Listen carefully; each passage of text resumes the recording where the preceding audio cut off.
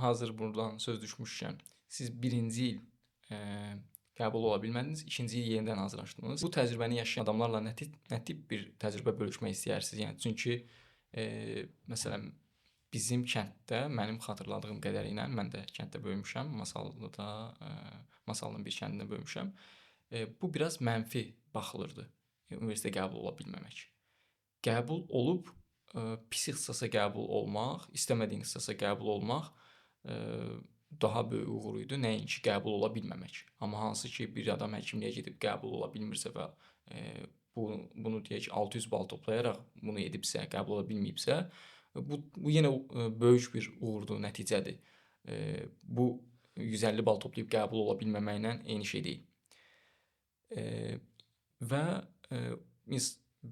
onunla bağlı bir neqativ fikir var.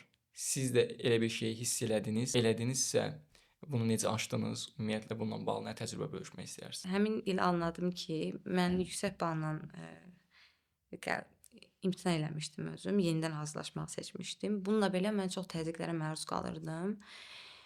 İnsana dəstək olmaqdan daha çox təzyiq göstərirdilər və ən çox istifadə etdiyi cümlələr isə gələn il daha az bal toplayacaqsan, sənin balın getdikcə düşəcək, getməliydin keçən il. Bunu kimlər deyirdi misal üçün? Ətrafımdakı insanlar, amma ailəmin dəstəyi ilə o stressdən çıxa bildim. Ətrafınızdakı insanlar dediyimiz yaxın qohumlar misal Bəli, üçün? yaxın qohumlar, Bəs müəllimlər məsələn, müəllimlərdən bu söz eşitdiyiniz olurdu? müəllimlərdən çox qəribə idi ki, onlar hamısı mənim getməyimi istəyirdilər.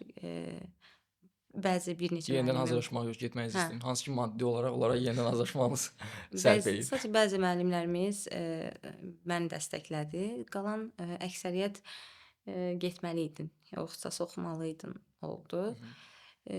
Yəni onlar da yəqin inanmırdılar. Çünki ikinci il hazırlaşmaq biraz sənin yaşıdların hamısı artıq universitetdədir. Sən hələ hazırlıq dönəmindəsən. Mental olaraq bu biraz çətin gəlir. Amma nəticəyə fokuslanmışdım mən və istədiyim bir şey vardı. Onun üçün mübarizə aparırdım və bu mənim üçün mənə özümü əslində yaxşı hiss elətdirirdi. Zaman hətta sınaq imtahanlarında mən balım 550-lərə düşürdü.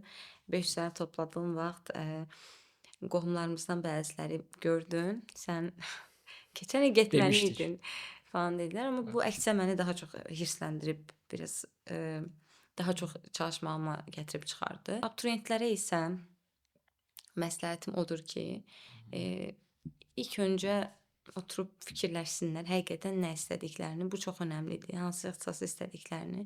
Bəziləri sadəcə universitet oxumaq istəyir. Bəziləri sadəcə yaşadığı yerdən çıxıb Bakıya köçmək istəyir. Bu məndə də var idi. Mən də artıq yəni Bakıya köçmək, tələbə həyatını yaşamaq istəyirdim. Amma o sadəcə 4 illik bir dönəmdən ibarət deyil. Sizə böyük qapılar aça biləcək bir pillədir.